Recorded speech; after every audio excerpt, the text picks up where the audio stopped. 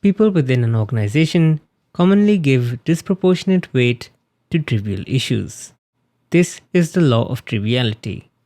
This law was formulated by Parkinson in 1957, and the fictional example he gives is of a nuclear power plant committee which spends little time discussing the details of the main reactor and too much time discussing the details of trivial things like the bike shed. This is why you'll often hear the term bike shedding, which means spending too much time on trivial, unimportant issues.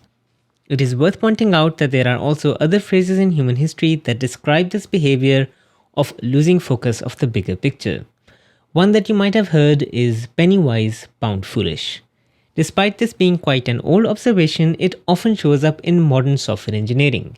Humans have a natural tendency to care about things that they understand and that they feel that they can help with.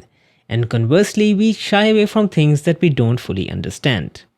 You must have noticed in your software development teams that pull requests that are trivial will often draw a large number of comments. However, big refactors will often get a single yes or no answer. This is because no one's got the time to go through your 300 files, and it's probably non-trivial to gather all this context as an individual and then provide feedback. You can of course ensure quality for such refactors by encouraging a software design discussion before such a pull request, and then after the pull request, having the developers walk through the changes with their peers.